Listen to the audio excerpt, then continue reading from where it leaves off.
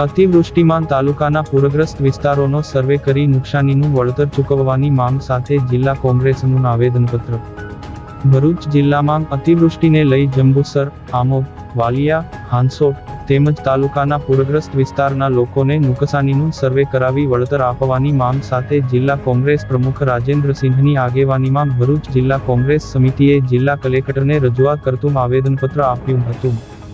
આવેદનપત્રમાં જણાવ્યા અનુસાર ભરૂચ જિલ્લામાં મુશળધાર વરસાદના પગલે જંબુસર તાલુકાના ખાનપુર, કુંઠળ, મગનાદ, બોજાદરા, અણખી, જાફરપુરા તથા જંબુસર તાલુકાના અન્ય ગામોમાં મુશળધાર વરસાદ થવાથી ખેતીમાં નુકસાન થયેલ ઊભા પાક બળીને નષ્ટ થયેલ છે, જેથી તાકીદે સર્વે કરાવી ખેડૂતોને ખેતીના નુકસાનીનું વળતર ચૂકવવામાં આવે તેવી માંગ છે। વધુમાં આવેદનપત્રમાં સોલ્ટ કંપનીના માલિકોએ પાળા બનાવી દીધેલ હોઈ પાણીનો યોગ્ય નિકાલ થતો ન હોવાનું જણાવાયું છે। સોલ્ટના માલિકોને સરકારે મીઠા ઉદ્યોગ માટે આપેલી જમીન કરતાં પણ વધારાનું દબાણ કરેલ છે, જેની પણ માપણી કરી દૂર કરાવવા માટે ગ્રામજનોએ આવેદનપત્ર દ્વારા માંગણી કરી છે। ભરૂચ જિલ્લામાં આવેલા આજે અતિવૃષ્ટિને કારણે તમામ ખેડૂતો પાયમાલ થયા છે। ચારે બાજુ રસ્તાના ઠેકાણેથી અગાઉ પણ આપણે કલેક્ટરશ્રીને રજૂઆત કરી હતી। આજે ભરૂચ જિલ્લાના જંબુસર, આમોદથી લઈને વાલિયાથી લઈ નેત્રંગથી લઈને તમામ તાલુકાઓમાં ખેડૂતોની બેહાલી છે। રેલનું પાણી ઘૂસી ગયું છે। પાણી કયા કારણસર ઘૂસી ગયું છે એની તકેદારી કરવાની જરૂર છે। કલેક્ટરશ્રીને રજૂઆત કરી છે। આજે ખાનપુર ગામના ગામજનો બી અમારી સાથે છે।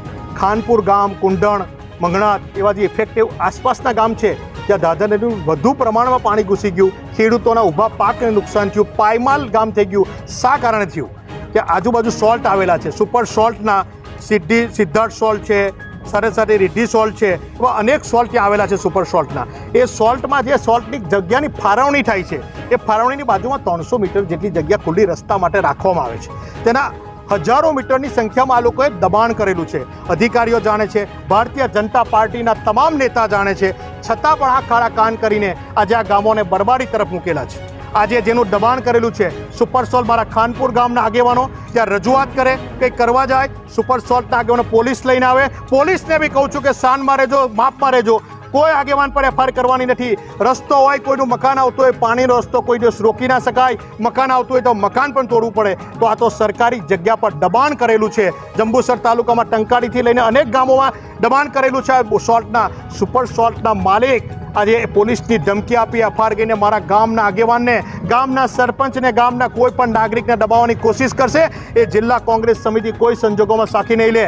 જો આ રસ્તાઓ ખુલ્લા નહીં થાય, આ પારાઓ દૂર કરવામાં નહીં આવે, માટીના એટલા બધા પારા નાખી દીધેલા છે કે ગામો ગામ ડૂબાણમાં જતા રહ્યા। ઘરે ઘરમાં પાણી ઘૂસી ગયું, ખેડૂતોમાં પાસે ખેતરમાં પાણી ઘૂસી ગયું। આજુબાજુના બહુ જ ખરાબ અને દયનીય હાલત છે। ત્યારે તાત્કાલિક ધોરણે રસ્તા ખોલાવવા માટે આ કરવામાં આવે। નહીં કરે, અમે ગાંધીજી જ્યાં માગે અત્યાર સુધી કરતા હતા, એક ગાલ ધરીને બીજા ગાલે મારતા હતા, પણ આજે અમે જિલ્લા કોંગ્રેસ સમિતિ ખાનપુર ને જંબુસરના અન્ય ગામો સાથે, જિલ્લાના ખેડૂતો સાથે છે। અમે જાતે ઊભા રહીને પાળો તોડાવીશું। એ સુપર સોલ્ટ વાળાને કહું છું કે તું કેટલી એફઆઈઆર કરવાનો, પોલીસ કેટલી એફઆઈઆર ખોટી કરશે।